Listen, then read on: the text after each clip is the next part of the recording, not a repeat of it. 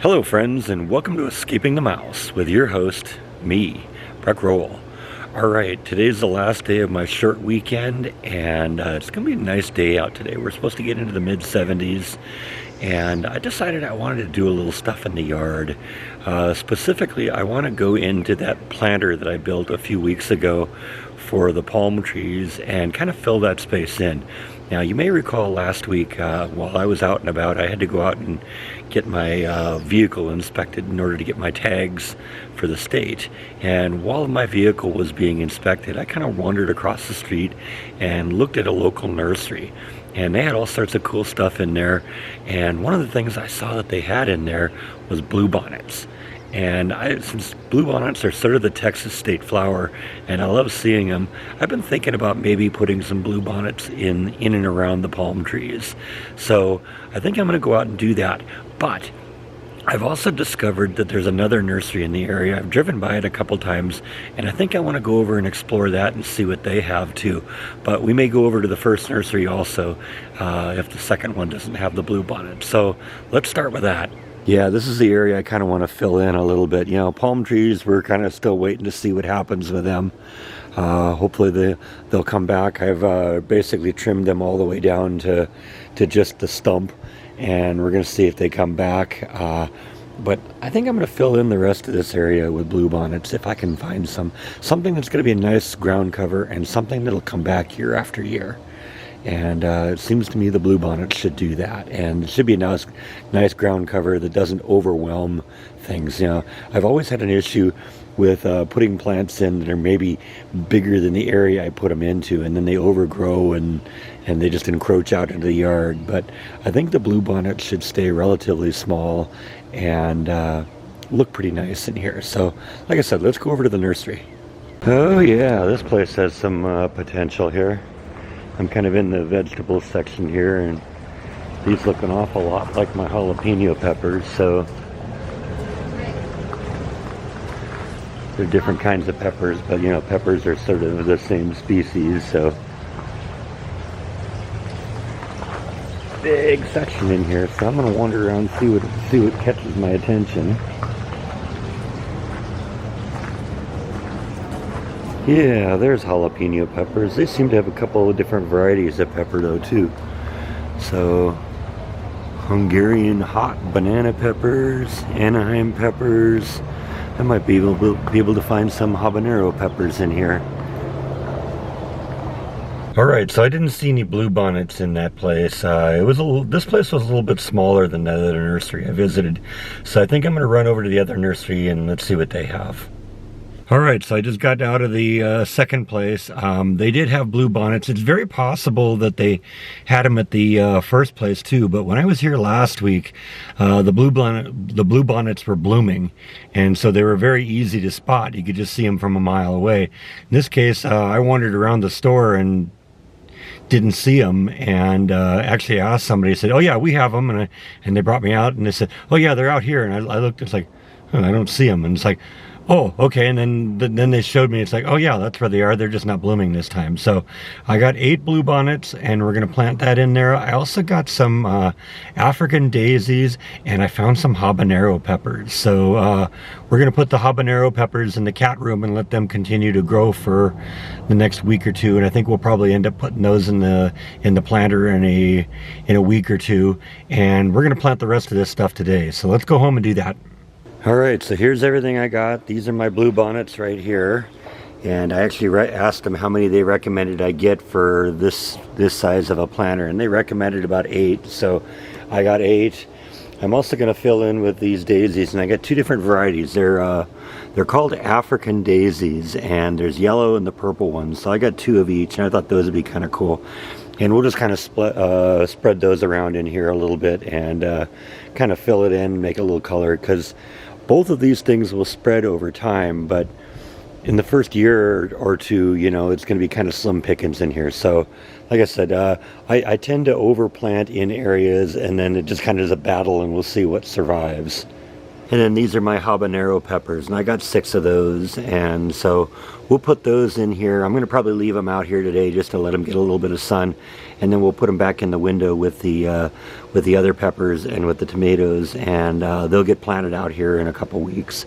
I think I'm going to wait until like early April before we start planting things in here, just to make sure we're past all the cold weather and all that. I think we're probably pretty safe now, but you know, a few weeks ago I thought we were pretty safe too, and then all of a sudden everything froze solid for about a week. So like I said, we're gonna just take it easy on this, and we'll get these in the ground in a couple weeks, and come this summer we're gonna be making some salsa. Now you may recall when I built these planters for the garden, I found these nice little paving stones in the yard and decided to use those again as a walkway down the middle. Well, I want to put a couple of paving stones into the garden over there with the bluebonnets and all that, and it turns out I have 3 more of these. These don't match the other ones, but these were also left by the previous owners, and so I think I'm going to put those in varying spots in the planter with the palm trees and the bluebonnets and all that stuff, so I can kind of get into the middle of it when I need to.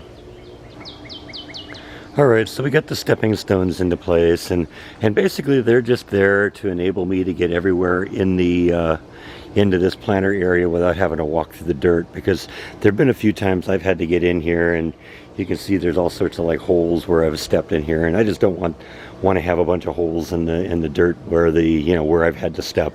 So having the stones in here will just kind of maybe make it easier to get around. It'll make it easier to kind of take care of the bird feeder. I got the squirrel feeder up here, and so I have a stone down here that I can stand on when I want to get out here and work on this thing. So I think this is going to help a lot, and it's also going to make it easier when it comes to planting all this stuff, because now I'm not going to have to kneel in the dirt. I can just kind of kneel on these stones. So let's get kind of figure out where we want to have all this stuff and spread it around, and then we can start planting. Now this isn't going to be a terribly difficult task planting all this stuff today, because this soil is pretty loose, because let's face it, we just put it in there a few weeks ago. So this should go pretty quick. Alright, so I think this is kind of how I'm going to distribute everything. Just kind of put everything kind of where I want it to be. Hopefully we'll get some real nice color in this, and all of this stuff is very attractive to butterflies and bees and stuff like that, and I kind of like that as well. It's going to make this area a really pretty area. So let's all get it all on the ground. Alright, so I got everything into the ground, kind of spread out the way I wanted it to. Like I said, I expect all this stuff should all kind of spread out a little bit as it grows, but like I said, it's going to probably take a year or two for it to kind of fill in. That is, of course, assuming it all makes it. That's always kind of the wild card, is finding out what's going to do well in a certain environment, and it's kind of hit and miss. You know, that's what it was when I was working with my yard in California.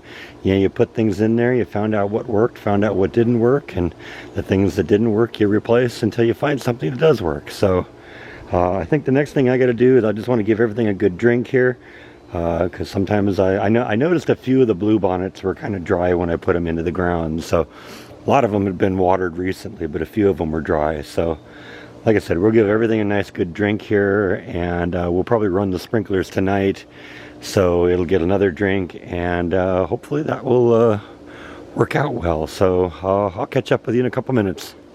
Alright, I've given everything a nice drink. Also kind of cleaned off some of the stones here. I got a lot of dirt on the stones when I was walking around on them. That sometimes happens, but got that all cleaned off.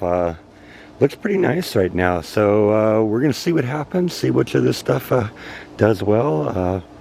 Still hoping these palm trees come back. Like I said, I cut those back all the way back to the stump, and it's just out of my hands now. Now whether they survive or not, it's in someone else's hands. And these plants that I cut back here against the house that I thought for sure were dying, yeah, looks like they're going to come back too. So that was a good move to cut them back. They're seeming to bounce back a little bit. Even kind of this thing here, I'm seeing a lot of green in the middle of this thing. Look at that, that thing's definitely alive. So give it some time. Not so sure about this one yet. This one still looks pretty sad, but who knows? This one here looked like this one just a week or so ago, so, you know, once again, it's out of my hands. We'll see what happens. But, you know, this one's coming back too. And this tree was completely bare just 2 weeks ago, and look at how much it's come back. And this is a tree that dropped all its leaves in the pool here, and it's starting to come and look nice and green again too. So yeah, spring is here.